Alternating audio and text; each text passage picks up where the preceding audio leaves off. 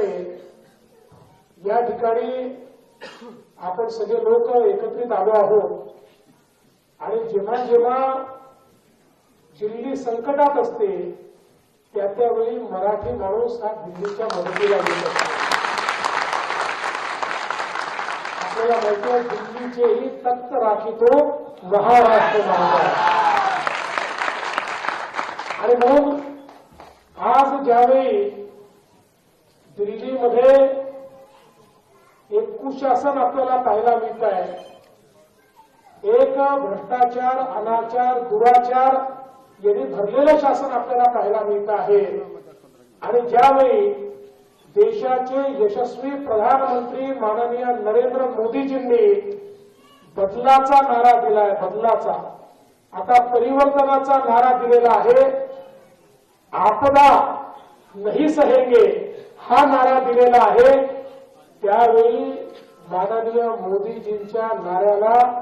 पहिला प्रतिसाद जर कोणी देईल तो माझा मराठी माणूस देईल, हा माझा मराठी विश्वास.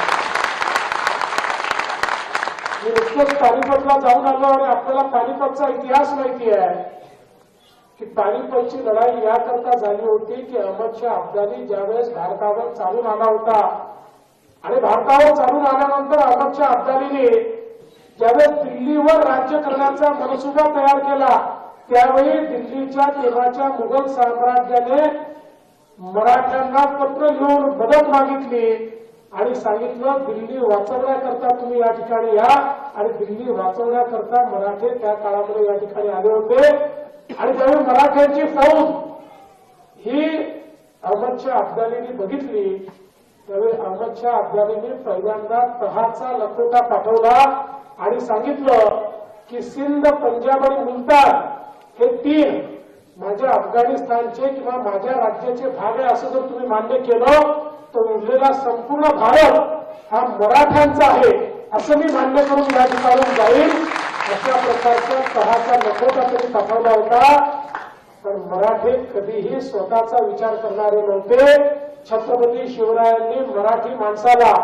वैश्विक विचार करायला शिकवलं होतं. त्यामुळे मराठ्यांनी त्यांना सांगितलं की अटकेपर्यंत राज्य हे हिंदवी स्वराज्य आहे, त्यामुळे काही झालं तरी मुलतान, पंजाब आणि सिंध तुला देणार नाही. आणि म्हणून या ठिकाणी पानिपतची लढाई मराठे लढले. पानिपतच्या लढाईमध्ये जरी पराभव झाला तरी 10 वर्षामध्ये पुन्हा एकदा महाजी शिंदेच्या नेतृत्वात दिल्ली जिंकण्याचं काम हे मराठ्यांनी करून दाखवलं. हा इतिहास मराठ्यांचा आहे आणि म्हणून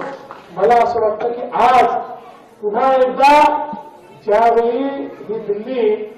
इथल्या कुशासनामुळे, कुप्रशासनामुळे संकटामध्ये आहे, ज्यावेळी देशाचे प्रधानमंत्री माननीय नरेंद्र मोदीजी हे विकसित भारत तयार करतायत आणि विकसित भारतामध्ये भारताची राजधानी जर अविकसित राहिली, भारताची राजधानी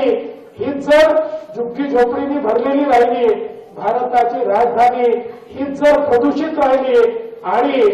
ज्या आमच्या पवित्र नद्या आहेत त्यातली आमची यमुनाजी ही अशीच प्रदूषित राहिली तर विकसित भारताचं स्वप्न पूर्ण होऊ शकणार नाही. आणि म्हणून विकसित भारताचं स्वप्न पूर्ण करायचं असेल तर दिल्लीचं सरकारही मोदीजींच्या हातीच आपल्याला द्यावं लागेल. ते मोदीजींच्या हाती गेलं तर निश्चितपणे हे परिवर्तन होताना आपल्याला दिसेल. आज आपण पाहतोय गेल्या 10 वर्षामध्ये ज्या प्रकारे आपल्याला वेगवेगळ्या प्रकारची आश्वासनं दिली होती, खोटं बोल पण भेटून बोल, अशा प्रकारचं जे सरकार आपल्याला पाहायला मिळालं. खरं म्हणजे मी तर नेहमी असं म्हणतो की ऑलिम्पिकमध्ये एक स्पर्धा खोटं बोलण्याची आणि एक स्पर्धा भ्रष्टाचाराची ठेवली, दोन्ही पक्ष हे दिल्लीच्या आपच्या सरकारला आणि आपच्या नेत्यांना जातील. अशा प्रकारे बेमालूमपणे खोटं बोलायचं